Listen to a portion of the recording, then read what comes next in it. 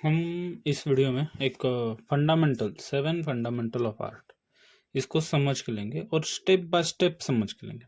Video थोड़ी लंबी होने वाली है, इसलिए थोड़ा पेशेंस। ओके, ये चारकोल है।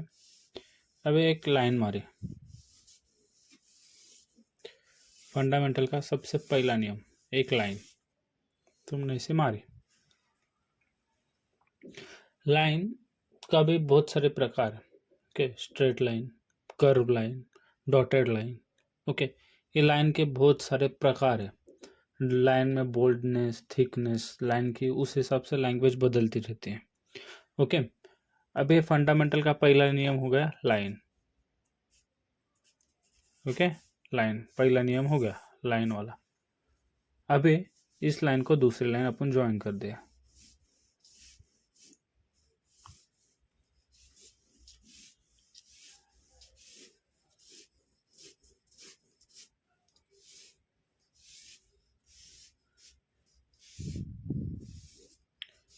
फंडामेंटल का दूसरा नियम क्या हो गया? शेप।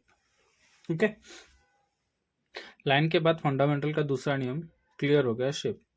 तो बहुत सारे लाइंस मिलकर एक शेप बनता है और नेचर में बहुत सारे शेप होते हैं, त्रिकोण, चौकोन, आयत, बहुत सारे शेप होते हैं। हमको वही शेप हमारे ड्राइंग में ढूंढने और अप्लाई करने। ओके, हम अब यहाँ पर एक क्यूब बना रहे। ओके, हम अब यहाँ पर एक क्यूब बना रहे। तो एक क्यूब बनाने के लिए 7 फंडामेंटल्स हम कैसे यूज कर सकते हैं वो दिखाने की कोशिश कर रहा हूँ। अभी मैंने एक लाइन मारी, उस लाइन को 1 2 3 और लाइन ज्वाइन करके एक शेप बना लिया। इसे चौकोन चौकोन कह सकते हैं। ओके, अभी इस शेप को मैं और थोड़ा लाइन मिला देता हूँ।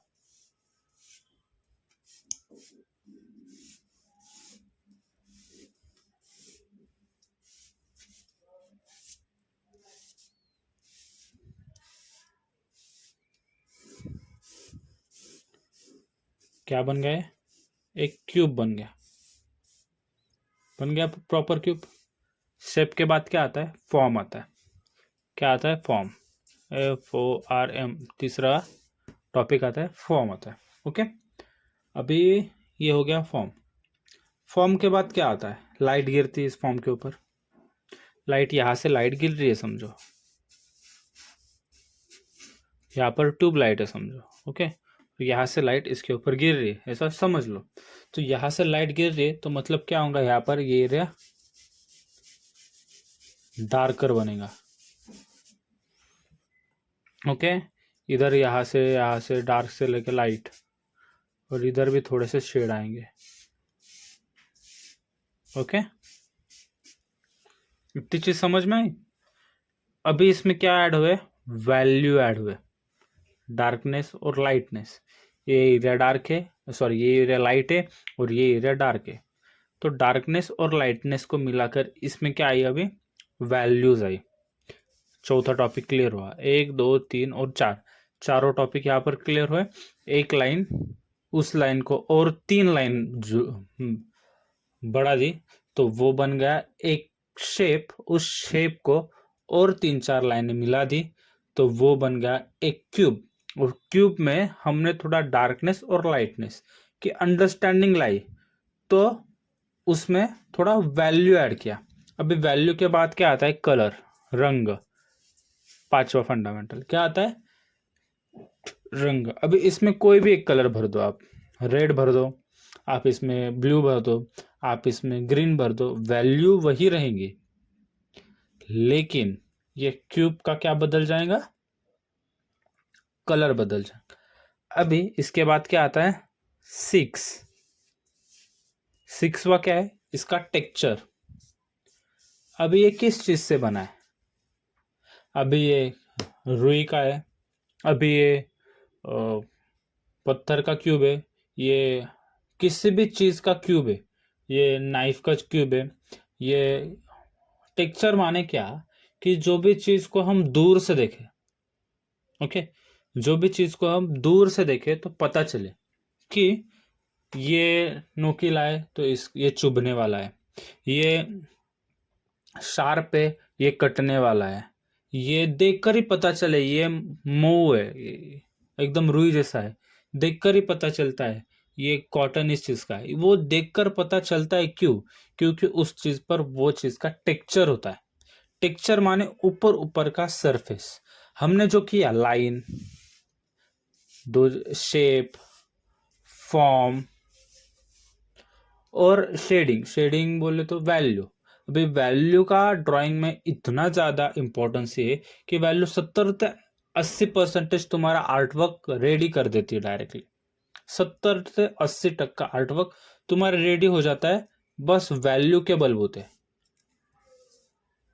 ओके, कई सारे आर्टिस्ट ऐसे है, वो कभी उनके आर्टवर्क में तुम्हें कभी स्किन टेक्सचर दिखेगा नहीं, उनके आर्टवर्क ऐसे फ्लोवी दिखेंगे। क्यों? और अच्छे दिखेंगे। क्यों? क्योंकि उन्होंने वैल्यू की अंडरस्टैंडिंग बहुत हाइपर लेवल की हुई रहती है। ओके, अभी लाइन हो गया, लाइन के बाद शेप हो गया, शेप के बाद क्या हो गया? फॉर्म हो गया, फॉर्म के बाद क्या हो गया? वैल्यू हो गया, वैल्यू के बाद क्या हो गया? कलर। अभी ये ब्लैक दिख रहा है, हम इसका कलर चेंज करें तो ये आपको रेड दिखेगा, इसका कलर चेंज करें तो ये आपको ब्लू दिखेगा, पर्पल दिखेगा, ग्रीन दिखेगा, जो कलर इसके ऊपर हम मार दे वो दिखेगा। वैल्यू वही रहेगी, यहाँ पर थोड़ा लाइट ग्रीन होगा तो यहाँ पर थोड़ा डार्क ग्रीन होगा, वैल्यू वही रहेंगी, बस कलर बदल जाएंगे। उसके बाद आता है टेक्सचर। टेक्सचर का भी सेम है, टेक्सचर वैल्यू वही रहेंगी, बस टेक्सचर में थोड़ा डार्कनेस लाइटनेस बदल जाएगा। ओके, हम अब इसको किसी भी चीज का इसके ऊपर टेक्सचर डाल दे तो वो वैसा क्यूब लगेगा। ओके, अभी आता है सेवेंथ फंडामेंटल ऑफ सेवेंथवा, लास्ट का फंडामेंटल, स्पेस। अभी ये ड्राइंग कंपोज लग रहा है, नहीं, स्पेस माने सबसे बड़ा काम करता है कंपोजिशन का। नेगेटिव कंपोजिशन, पॉजिटिव कंपोजिशन, वो स्पेस काम करता है हमारे आर्ट वर्क में। अभी ये मिडल में दिख रहा होगा। ओके, ये मिडल में आपको दिख रहा है, इधर ज़्यादा स्पेस छूटी है, इधर कम स्पेस छूटी है, इधर नीचे ज़्यादा स्पेस छूटी है। तो ये स्पेस को समझ के तुम्हारा आर्ट वर्क सेंटर में रखना है, तुम्हारा art work rule of third के हिसाब से रखना है। तुम्हारा आर्ट वर्क तुम्हें रखना कैसा है वो तुम्हारे हाथ में रहता है, वो होता है स्पेस। ओके, स्पेस तुम्हारे आर्ट वर्क को या तुम्हारे आर्ट वर्क को और देखने वालों को तुमको क्या दिखाना है वो दिखाने की कोशिश में लगा रहता है। Okay, space is very very important part. नहीं तो मैंने यही क्यूब इस पेज के यहाँ कॉर्नर में बनाया रहता तो इतना सुंदर लगता क्या? नहीं लगता। क्यों नहीं लगता? क्योंकि वो कॉर्नर में उसके ऊपर ध्यान किसी का जाता नहीं, और जाता तो कॉर्नर से व्यूअर कॉर्नर से ही बाहर चला जाता। ये कंपोजिशन, स्पेस माने इनडायरेक्टली कंपोजिशन का पार्ट है, लेकिन समझ के अप्लाई करना ये अपनी अपनी स्किल है। ये हो गए 7 फंडामेंटल ऑफ आर्ट।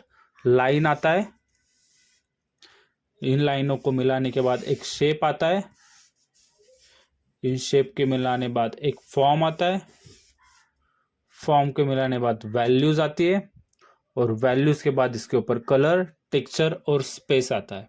इन सबको समझकर तुम्हें तुम्हारे आर्टवर्क में अप्लाई करना है। तुम्हारा आर्टवर्क 80 से 90% डायरेक्टली इंक्रीज हो जाएगा। यह सब तुमने तुम्हारे आर्टवर्क में अप्लाई किया।